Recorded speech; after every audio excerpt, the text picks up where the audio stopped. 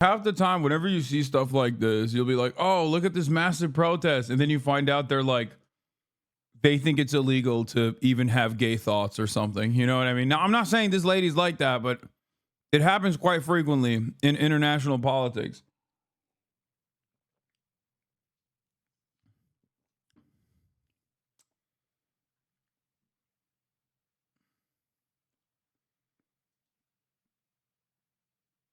She's the descendant of an independence activist against Japanese imperialism and graduated from Ebha Women's University that led the impeachment of the former President Park Geun-hye.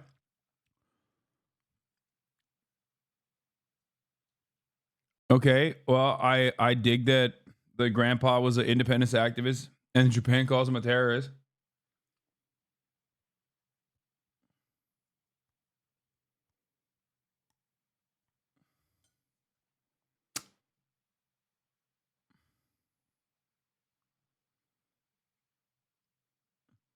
She is on Guoryang. She's part of the Democratic Party, which is known to be very centrist, but labeled as extreme leftism. Yeah, Korean politics is awesome. That's why I'm laughing. Like, the fucking the goddamn incel president is like, yo, these guys are doing North Korean style communism here. They want to do Jusha. And the Jusha is like child tax credits. The Jusha is like, hey, why don't we actually not make it a 70-hour work week? I think we should keep it at the reasonable 67 it was at, sir. And then he's like, oh, that's the most communist thing I've ever heard in my life. Also, I'm fucking up the numbers, but it's not even a joke. That's literally what happened. Like, I'm exaggerating on the numbers, but like, that's what the president literally did. So that's not even a joke.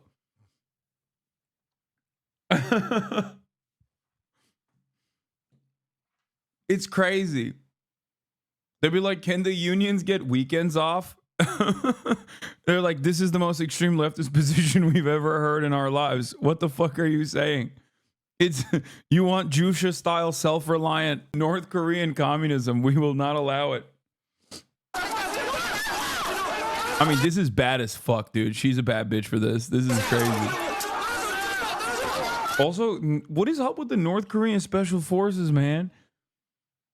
What is up with the North Korean Special Forces? I mean, as much as I respect them for having trigger discipline and not like unleashing hell upon this civilian population, half of them are fucking congresspersons or whatever. I said North Korea, my bad. Yeah, it's just wishful thinking. Sorry. Yeah, South Korean Special Forces are just like, what's happening here? I've never seen people get pushed over so much with this much gear.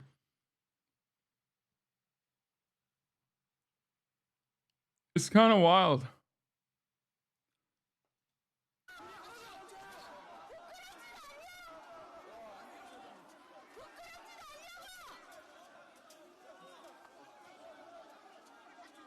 That's crazy, though. That's crazy. She just went for it, dude. Respect. She went for the service weapon. I love that. I love that so much. That's Aura. Speaking of Aura, this is not the motherfucker that got stabbed in the neck, is it? Chat. Is this the guy who got stabbed on the neck like a week ago or some shit? Like it wasn't that long ago. This dude, not a week ago, but like he got stabbed in the neck like 2 months ago. Okay. And this motherfucker is already at it again. A year ago? God damn, time moves fast. I fucking thought it was like a couple months ago. Okay, whatever. He got stabbed in the neck a year ago, and he's back to his old ways, okay? Look what this man does here. It's awesome. Live streamed himself being chauffeured to Parliament before clambering over the gate. Yeah, he didn't just live stream himself getting chauffeured to the Parliament. He live streamed himself breaking into the Parliament and jumping over the gate. Inside. There is nothing fucking funnier than that, dude. I love that. That's so awesome.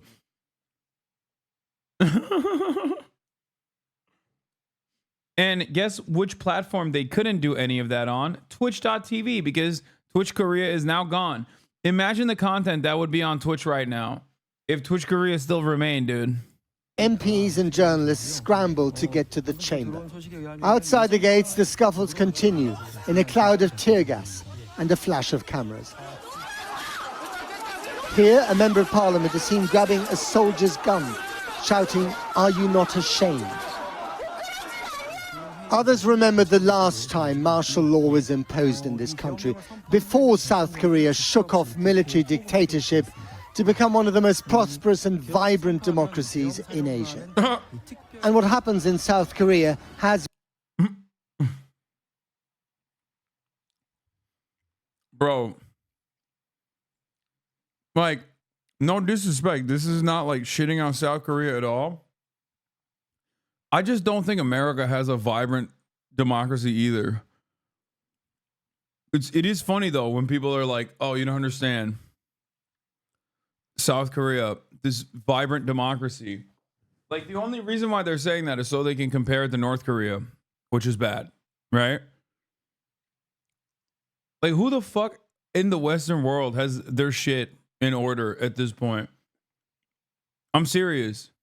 I'm not even kidding about this. Like we have fascists everywhere, dude.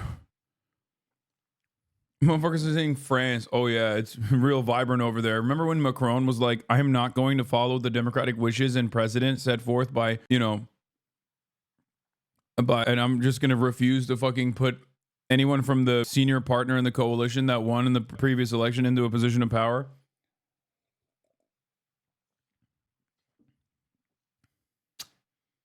Yeah. Macron low-key did a centrist coup. Like he did it already in France. Oh, sucks. Repercussions well beyond its borders.